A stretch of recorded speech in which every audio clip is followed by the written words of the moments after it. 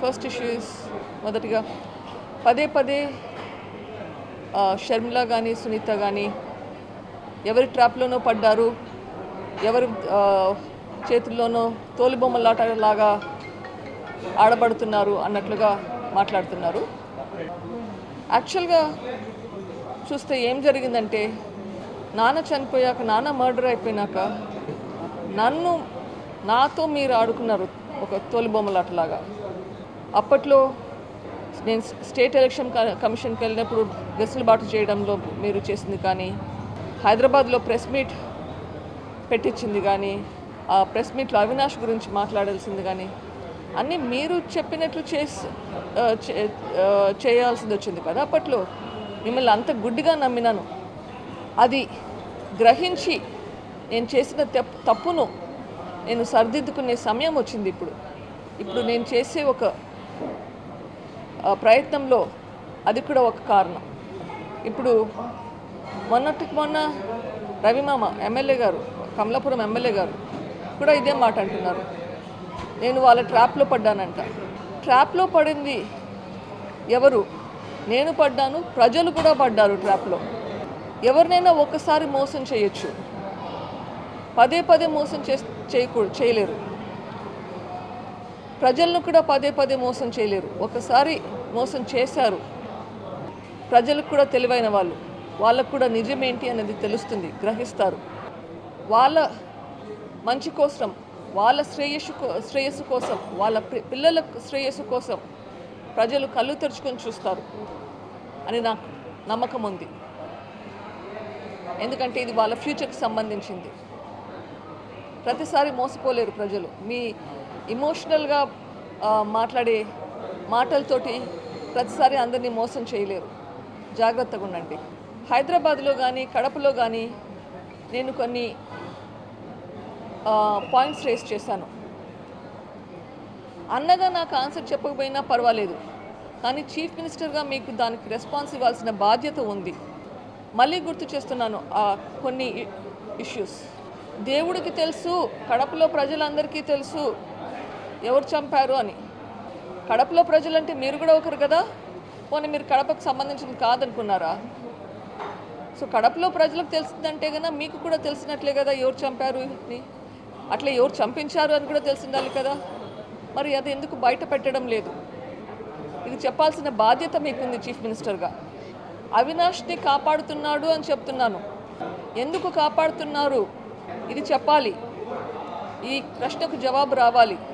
అవినాష్ గురించి ఇన్ఫర్మేషన్ బయటకు వస్తే ఇంకా వేరే ఏమేమి వస్తాయని భయపడుతున్నారా? అంత భయం ఎందుకు మీకు? ప్రజలు అర్థం చేసుకోవాలి ఎందుకు భయపడుతున్నాడు. ఈ ప్రశ్నలకు చెప్పాల్సిన సమయం వచ్చింది. ఒకవేళ మీకు డైరెక్ట్గా మాట్లాడాలంటే చెప్పండి, మీ సాక్షి ఛానల్కి వస్తాను, మీతో డిబేట్ చేద్దాము. ప్రజలు అర్థం చేసుకుంటారు ఎవరు ఏం చెప్తున్నారని చెప్పి. నాకు అభ్యంతరం లేదు, మీ సాక్షి ఛానల్కి నేను వస్తాను, రండి, ఒక డిబేట్ పెట్టుకుందాం, నిజానిజాలు బయటకు వస్తాయి. ఇంకొకటి ముఖ్యంగా ఈరోజు ఇడుపులపాయలో షర్మిల గారు పోటీ చేయబోతున్నారని అనౌన్స్ చేయడానికి ప్లాన్ చేస్తున్నారు. I congratulate her. మా నాన్నగారు తను ఎంపీ పోటీ చేయడానికి అని చెప్పి శ్రాయశక్తులా ప్రయత్నించారు. ఆ ప్రయత్నంలోనే హత్య చేయబడ్డాడు. సో ఈరోజు తను ముందుకెళ్ళి అది చేస్తుంది అంటే కన్నా అది చాలా నాకు చాలా ఇమోషనల్గా ఇట్స్ వెరీ ఇంపార్టెంట్ మూమెంట్. తనకు సంఘీభావం చెప్దామంటే కూడా చెప్పలేని పరిస్థితి. ఎందుకంటే నేను ఈరోజు కోర్టుకు రావాల్సింది వచ్చింది. పెద్దన్న వైఎస్ రాజశేఖర రెడ్డి గారు చనిపోయినాక మీరు జైలుకు పోయినప్పుడు 2012 సంవత్సరంలో బై ఎలక్షన్స్లో 18 ఎమ్మెల్యేలు ఒక ఎంపీ పోటీ చేస్తే మీరు లేనప్పుడు తను క్యాంపెయిన్ చేసి తను కష్టపడి ఆ ఎలక్షన్లో 15 మంది ఎమ్మెల్యేలను ఒక ఎంపీని గెలిపించేలా కృషి చేసింది. అప్పట్లో మేకపాటి గారు సుబ్రహ్మరెడ్డి గారి మీద 2 లక్షలకు పైగా ఓట్లతో గెలిచారు. అది ఎలా మర్చిపోయారు? తర్వాత మీరు జైల్లో ఉండగా మరో ప్రజా ప్రస్థానమని ఎండనక వాననక నెలలు తరబడి ఇంట్లో లేకుండా పిల్లల్ని ఇంట్లో వదిలిపెట్టేసి మీ పార్టీని నిలబెట్టింది.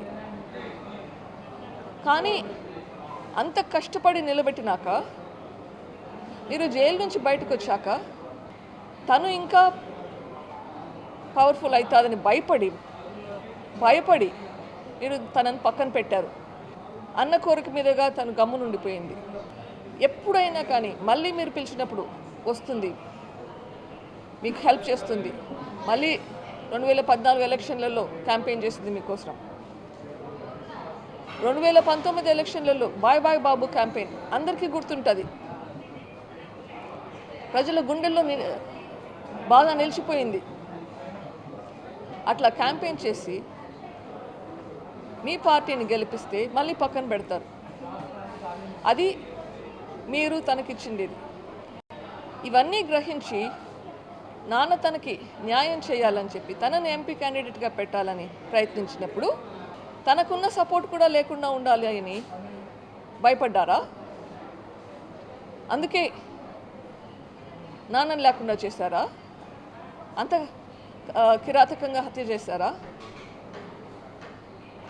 ఇవన్నీ బయటకు రావాలి. నిజమేంటి, ఎందుకు చేశారు? అగైన్ ఈరోజు షర్మిల గారికి నా సంఘీభావం చెప్తూ జగనన్నని నేను ప్రశ్నించిన ప్రశ్నలకు జవాబు చెప్పాలని ఈ మీడియా ముఖంగా చెప్తున్నాను. పులివెందుల్లో ఒక కేసు పెట్టారండి. 2 సంవత్సరాల క్రితం ఒక ప్రైవేట్ కంప్లైంట్ పెట్టారు. సిబిఐ ఆఫీసర్ రామ్ సింగ్, నేను, మై హస్బెండ్ రాజశేఖర్ గారు కలిసి విట్నెసెస్ని ఇన్ఫ్లుయెన్స్ చేస్తూ వాళ్ళకి తప్పుడు సాక్ష్యం ఇవ్వమని చెప్తున్నామంట. అది 2 సంవత్సరాల తర్వాత ఇప్పుడు ఎఫ్ఐఆర్ పెట్టి తెచ్చారు. సో ఆ కేసుకి ఎఫ్ఐఆర్ క్వాష్ చేయడానికి కేసు. అది సినిమా అనాలో డాక్యుమెంటరీ అనాలో ఏమనాలో నాకు తెలియదు. అది ఎవరు చేశారో ఎప్పుడు చేశారో కూడా అసలు ఎవరు చేసినా కానీ చాలా ధైర్యంగా చేస్తారు. దాంట్లో పర్సనల్ ఇష్యూస్ కొంచెం స్లైట్ డిఫరెన్సెస్ ఉండొచ్చు రియాలిటీకి. కానీ ఆ సినిమా చూస్తే లాస్ట్ హాఫ్ అన్ అవర్ చూడడానికి నాకే భయం వేసింది. భయపడ్డా, కళ్ళు మూసుకున్నాను, చూడలేకపోయాను. కానీ యాక్చువల్గా అయితే గన రియాలిటీని తలుచుకుంటే ఆ సినిమా చాలా లైట్గా తీశారు. రియాలిటీ ఇంకా చాలా ఘోరంగా ఉంది. అది చూస్తే ప్రజలు ఎట్లా రిసీవ్ చేసుకుంటారో కానీ నాకు మాత్రం చాలా బాధేసింది. నేను అదే అడుగుతున్నాను, ఎందుకు 5 సంవత్సరాలు మర్చిపోయి ఇప్పుడు మళ్ళీ మాట్లాడుతున్నారు? మా అన్నగారు దీని గురించి అసలు మాట్లాడలేదు. ఒక అసెంబ్లీలో ఒకసారి అవినాష్ను ప్రొటెక్ట్ చేసేదానికి తప్పనిచ్చి మాట్లాడలేదు. ఆయనను ప్రొటెక్ట్ చేయడానికి మళ్ళీ కర్నూలులో ఎట్లా పోలీస్ మెషినరీని వాడుకున్నాడో తెలుసు. ఇప్పుడు మళ్ళీ మాట్లాడుతున్నాడంటే అప్పుడు హత్య చేశాక రాజకీయాలకు వాడుకున్నాడు. ఇప్పుడు మళ్ళీ ఎలక్షన్లు వచ్చాయి, మళ్ళీ రాజకీయాలకు వాడుకుంటున్నాడు. అందుకే చెప్తున్నాను, ఈ హత్య రాజకీయాలు ఉండకూడదు. హత్య రాజకీయాలకు మనం చాలా దూరంగా ఉండాలి. మన రాష్ట్రం బాగుపడాలి. మన రాష్ట్రంలో ఇండస్ట్రీస్ డెవలప్మెంట్ అనేది జరగాలి. అది జరగాలి అంటే మనము క్లీన్ హార్ట్తో రావాలి. మన హృదయం మనం శుద్ధి చేసుకొని రావాలి. ఇక్కడ మన గవర్నమెంట్ ఈరోజు ఏపీ గవర్నమెంట్ రక్తంలో మునిగి ఉంది. దీని నుంచి బయటికి వస్తే కానీ మనకు ప్రోగ్రెస్ అనేది ఉండదు. నేను ఎప్పుడు పాలిటీషియన్ కాదండి. ఇప్పుడు ఎందుకు బయటకు వచ్చాను? ఇప్పుడు జరుగుతుండేది తప్పు కాబట్టి బయటకు వచ్చాను. ఇన్ని రోజులు కూడా 5 సంవత్సరాలు కూడా పోరాడుతున్నాను. కానీ ఈరోజు బయటికి రాకుంటే మళ్ళీ ఈ గవర్నమెంట్ వస్తే ఇదే విధంగా ఇంకో 5 సంవత్సరాలు వస్తే పర్సనల్గా నాకు మంచిది కాదు, మన రాష్ట్రానికి కూడా మంచిది కాదు. That is my goal.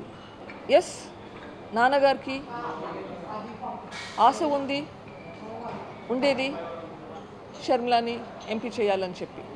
That is a fact. CBI కి పెటిషన్ వేయకముందు చాలాసార్లు ప్రయత్నించారు. 1-2 సార్లు మాట్లాడడం కూడా జరిగింది. అప్పుడు కూడా నాకు హెల్ప్ చేయలేదు. ఆ తర్వాత కూడా మళ్ళీ ప్రయత్నించాను మాట్లాడడానికి, కానీ అపాయింట్మెంట్ ఇవ్వలేదు. తర్వాత దీని గురించి కాకుండా ఇన్ఫ్యాక్ట్ నాన్న మొదటి వర్ధంతప్పుడు కూడా రమ్మని చెప్పడానికి వచ్చి కలుస్తానంటే అవసరం లేదు అని చెప్పారు. సో ఆ తర్వాత మళ్ళీ ఆ సందర్భం రాలేదు, మాట్లాడలేదు. నా ఉద్యమం నాదైపోయింది. మేడం, వివేకం సినిమా బయోపిక్ అని వాళ్ళు పేరు పెట్టారు. బయోపిక్ అంటే యాజ్ ఇట్ ఈస్గా తీసేది.